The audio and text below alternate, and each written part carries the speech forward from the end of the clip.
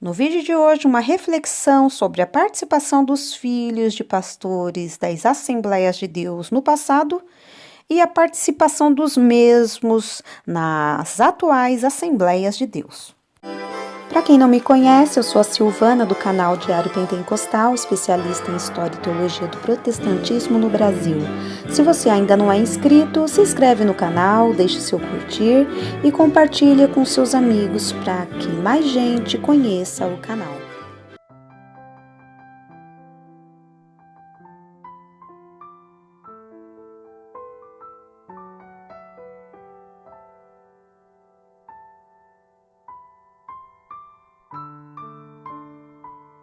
Vemos cada vez mais os filhos de pastores seguindo a mesma função de seus pais. Uma parte desses filhos realmente demonstram vocação pastoral. Já a grande maioria se esforçam para ser o que não são na sua essência. Para que você compreenda bem o assunto do vídeo, o organizei da seguinte maneira: nepotismo, poder hereditário, sistemas eclesiásticos de governo, a Assembleia de Deus do passado, novo modelo de pastor-presidente e minhas considerações finais. Para que você compreenda bem o assunto do vídeo, organizei da seguinte maneira: nepotismo, poder hereditário, sistemas eclesiásticos de governo, a Assembleia de Deus do passado, fatores econômicos, o novo modelo de pastor-presidente e as minhas considerações finais.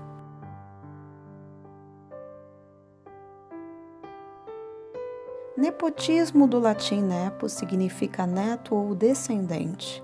É o termo utilizado para designar o favorecimento de parentes em detrimento de pessoas mais qualificadas, especialmente no que diz respeito à nomeação ou elevação de cargos. Esta prática tão nefasta no serviço público vem ganhando contornos de espiritualidade no meio cristão.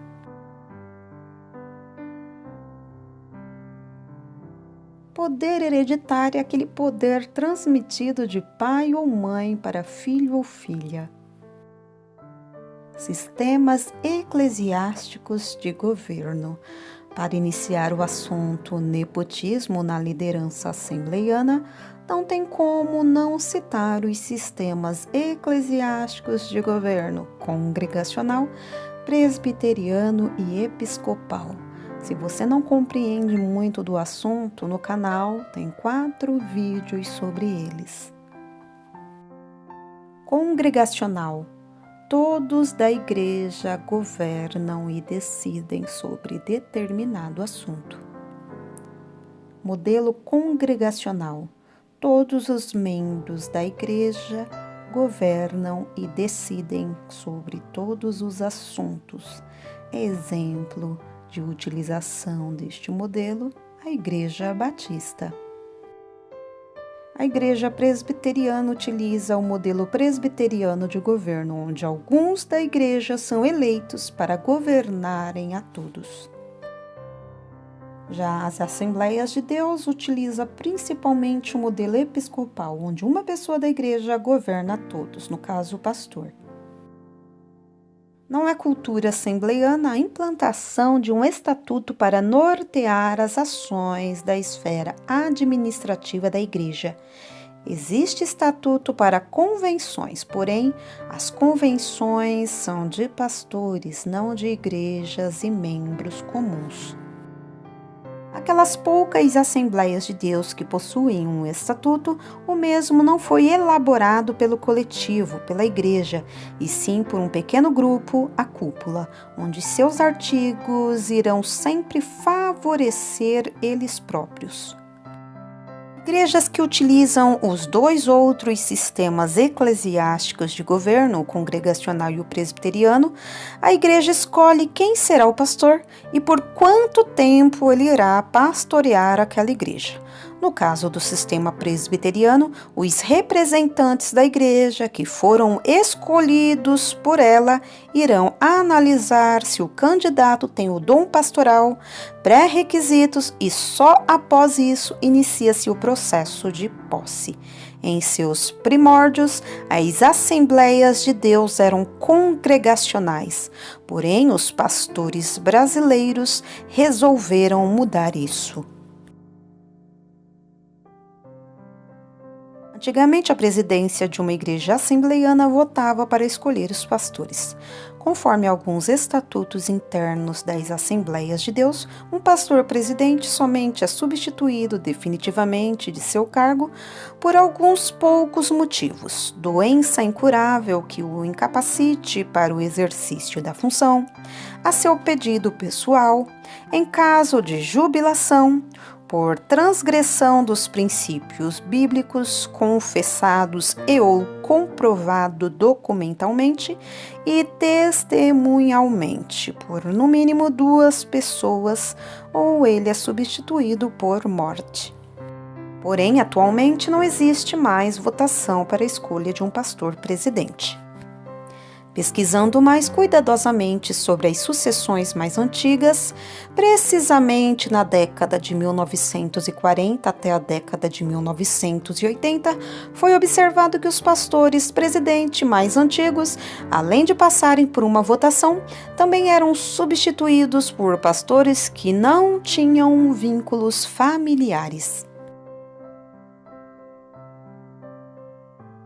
Uma das possíveis causas era o fator econômico. Nas décadas passadas, as dificuldades financeiras em torno das igrejas eram enormes. As igrejas, em sua grande maioria, eram sediadas nas periferias, com arrecadações pequenas. Certamente a chance de ascensão econômica dentro de um ministério ainda era algo mais distante. Os filhos, conhecedores dessas dificuldades, talvez tenham procurado outros recursos de sobrevivência. Criticar o nepotismo é fazer uma crítica fácil e simplista. A questão requer mais do que isso. Por que os descendentes desta geração de pastores presidente não se tornam também pastores? Por que dos filhos desta geração, a absoluta maioria deles não entrou para o ministério pastoral e muitos saíram da igreja? Eles não quiseram seguir carreira nem estilo de vida de seus pais.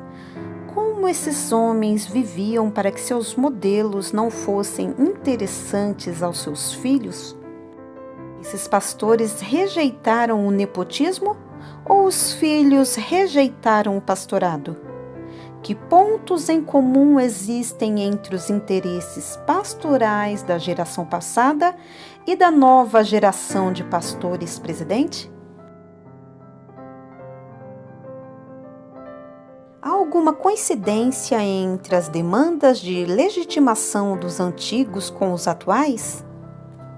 A autonomia por disputa familiar. Quando o pastor presidente morre, ou mesmo em vida, quer impor seu filho ou genro na liderança da igreja. Novo modelo de pastor-presidente, o nepotismo. Agora o pastor-presidente ganha mais, muito mais, e com isso, ao longo dos anos, vai ter ascensão social distinta de seus pares, e sua família, obviamente, vai ter um nível econômico superior às demais famílias pastorais. Não é sem motivo, portanto, que seus herdeiros vão também assumir cargos no ministério, pois esse vai se tornar patrimônio da família. Isso vai caracterizar as cúpulas dos ministérios no terceiro período, no qual o filho ou genro é pastor auxiliar ou vice-presidente, esperando apenas o pai sogro morrer para herdar o trono. Mas censurar a nova geração de pastores de seguir o caminho dos pais é fazer uma crítica simplista do nepotismo, pois é muito alvissareiro que muitos filhos de pastores agora almejam o sacerdócio, algo inexistente nas gerações passadas. indica, no mínimo, que a nova geração tem uma melhor relação com seus pais e o exercício do ministério tem outra conotação. Na terceira geração pastoral assembleiana, talvez a pergunta deva ser: por que tantos filhos e genros de pastores estão seguindo seus pais, sogros? Isso não pode ser reduzido a mero desejo de ascensão social, patrimonialismo oportunista e conchavo familista. É claro que isso também é possível, principalmente em se tratando da elite assembleiana das igrejas sede, com seus caixas únicos, mas isso também tem acontecido nas periferias, nas igrejas pequenas. Silas Malafaia herdou a presidência do Ministério da Assembleia de Deus da Penha, Rio de Janeiro, apenas por ser o genro do pastor José Santos, como inúmeros outros pastores, filhos e genros por este Brasil inteiro. É impossível negar que os laços consanguíneos são fundamentais à política. Nenhum sucessor natural se mantém apenas dependendo do carisma herdado, senão construir algo próprio.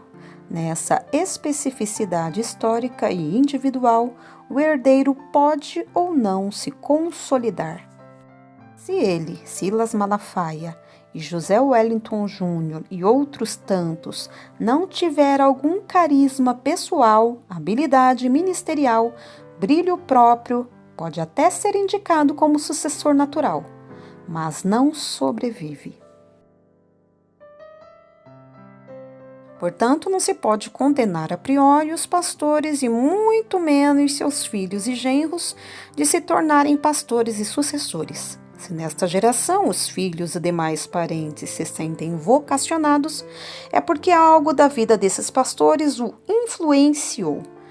Grave mesmo é o fato de que apenas os filhos e genros possam sucedê-los.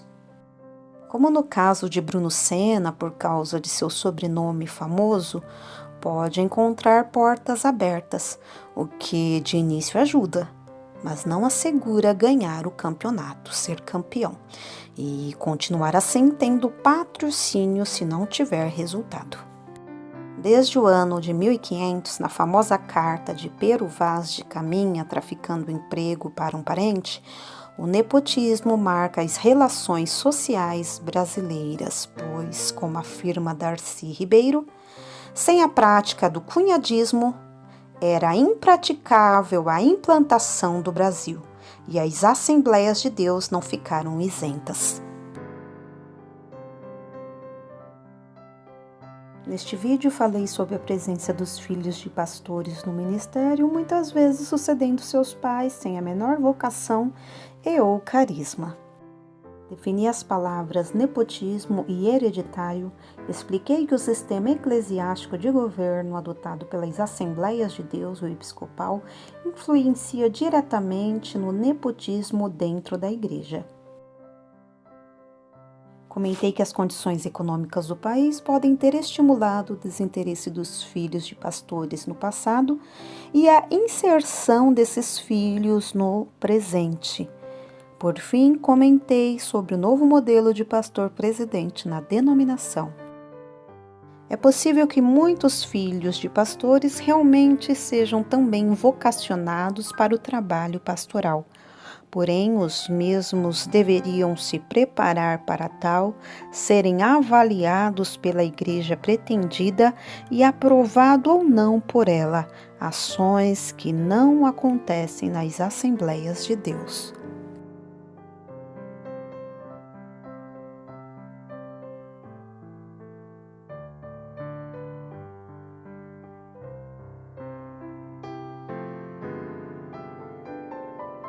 Algo que não aconteceu nos primeiros anos das Assembleias de Deus, hoje é padrão. No próximo vídeo, exemplos de pastores presidentes que começaram a preparar seus filhos para sucedê-los. E mais, aqueles que já foram sucedidos por seus filhos.